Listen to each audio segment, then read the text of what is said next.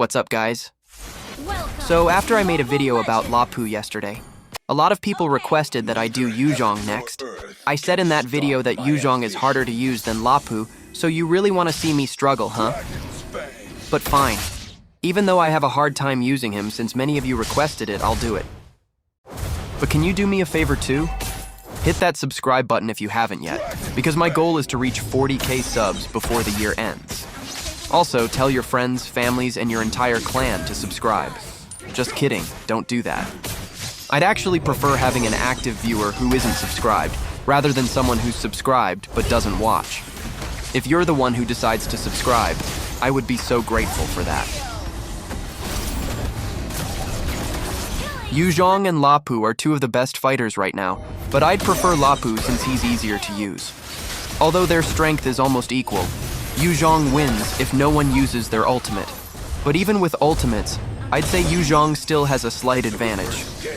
The main problem is their ultimate cooldowns. For every one time Yuzhong uses his ultimate, Lapu can use his ultimate around 3 times. That's how long Yuzhong's ultimate cooldown is. That's why in 1v1 matchups, it often looks like Lapu would win most of the time, because of how long Yuzhong's skill cooldowns are, and how short Lapu's are.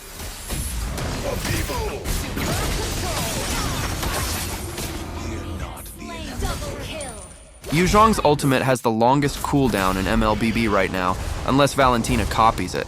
But does he really deserve that? Do you think Yuzhong's ultimate is the most powerful one in the game to justify that long cooldown? For me, I can't say it's the best ultimate, because every skill in the game depends on how it's used. The safest answer would be that it's probably within the top 10 best ultimates right now, even if we ignore its cooldown. But bro, Lapu's ultimate at max level only has a 15-second cooldown without any CDR, while Yuzhong's is around 65 seconds, I think. Crazy, right? The good thing is that Yuzhong isn't as ultimate dependent compared to Lapu. Because of his passive, I'd even say Yuzhong is more passive dependent than ultimate dependent. But don't get me wrong, I'm not saying he doesn't need his ultimate. In fact, he becomes much stronger with it. But the thing is, his passive has no cooldown. Ironically, I died twice in a row here while saving my ultimate for the best moment, but I never got the chance to use it. A big mistake, actually, because I had a hard time stacking my passive because of Vexana. Yuzhong's passive is extremely important to trigger during fights because it does 3 things. It damages the target, heals you, and gives you movement speed. Take note that your damage to the enemy increases when their HP is low, and your healing also increases when your HP is low. I think you already know how to trigger it, by getting 5 stacks on the enemy through basic attacks or skills.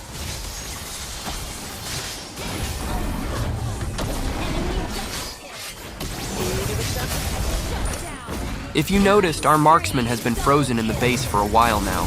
Same with Hayabusa. I don't know if they're lagging or something, but either way, it's really frustrating, especially after finding out that they're duo. Hayabusa actually used his ultimate here. I didn't notice it at first. I was surprised because he suddenly appeared out of nowhere. And then just like that, he turned into a frozen ninja too.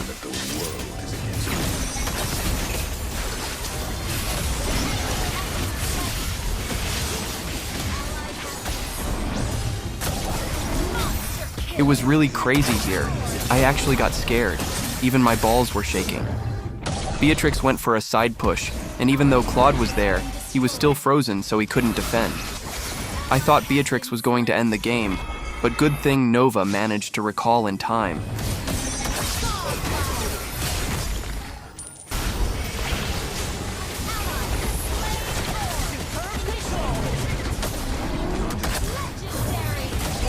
Yuzhong's first skill can give 1 stack if the inner part hits the enemy, and 2 stacks if the outer part hits.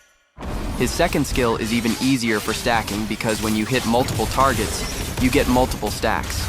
The next basic attack will then be enhanced with longer range, so that stack is like passing it to the target plus 1 more from your basic attack, which most of the time is enough to trigger your passive. My only problem is I can't see my HP when I'm in dragon form because the notification blocks it. I almost got killed by the turret here, but good thing I dodged it. Yeah, his ult can dodge damage with the right timing because he becomes untargetable for a short moment when returning to Dragonoid form.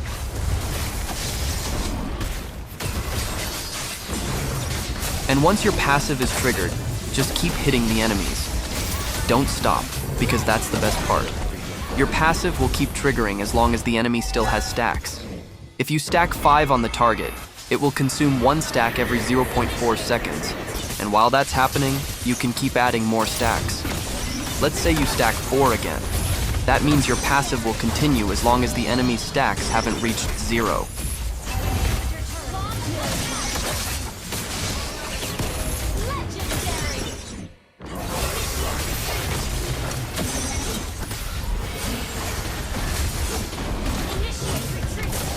Bro, we just killed Benedetta who had Angela's ult, and then a short moment later, Angela had her ult again. That's some crazy cooldown. Too short for an ultimate like that. Claude was crazy here. He dove in alone on Lancelot even when he was already low HP. Good thing that Lancelot wasn't good.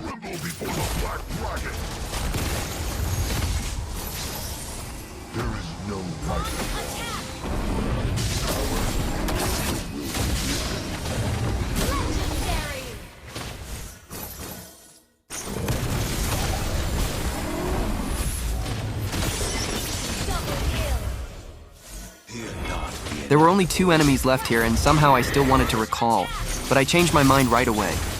Let me just waste my petrify and die instead. I really sacrificed my life there just to finally finish this game. But yeah, my teammates just needed to turret lock and my suffering would finally end. Good thing we still won, because it was 3v5 most of the time. I'm close to reaching Mythical Immortal on this account, and if Moonton sees this, they might put the Dark System on my team, and I'll go on a losing streak. But anyways, here's another game. My lane opponent this time is Alice. By the way, the item and emblem build I'm using here is just copied from the top global. Just check it there, the one without Sky Piercer, because that item is risky. Use that only when you're really used to the hero. Just look at who has the highest win rate in the top 5. That's where I always get my builds. But of course, with some adjustments depending on the enemy lineup and what's happening in the game. Like for example, my first build in my first game was Fury Hammer, because the enemies were squishy. But if my lane opponent is tanky, I can rush War Axe instead since the fights would be longer. You know, my blood really boils at Alice while watching this video, because she keeps wasting her ultimate. A while ago, she used it with no enemies around, and then out of nowhere, I just see her vengeance activated. Still trying to consume me.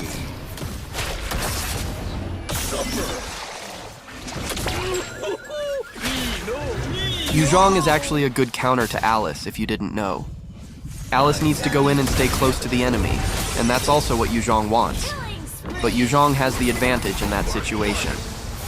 On the other hand, Alice is a counter to our lot. Yuzhong can also counter him though. I'm just giving you some tips I see in tournaments that pro players don't usually teach us.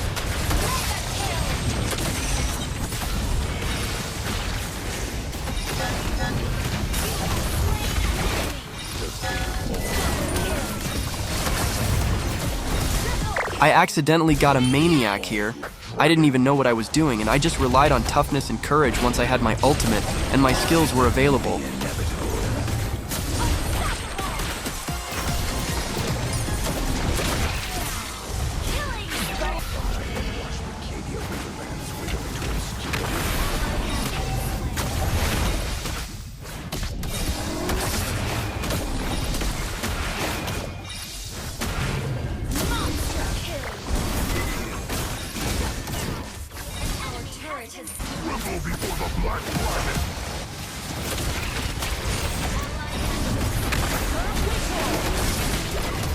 Crazy how Layla and Kalia used their flicker but still died because of my passive.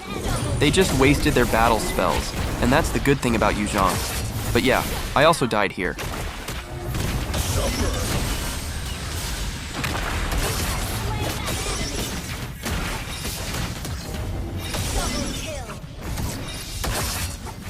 Honestly, I still have a hard time controlling Yuzhong's ultimate. It's difficult when you land without your third skill ready, although it's really good because suppression isn't effective on him. It can stop his ult, but they can't control him, just like when Johnson ults. So if you enjoyed this video, please hit that like and subscribe button. Good luck, and see you next time.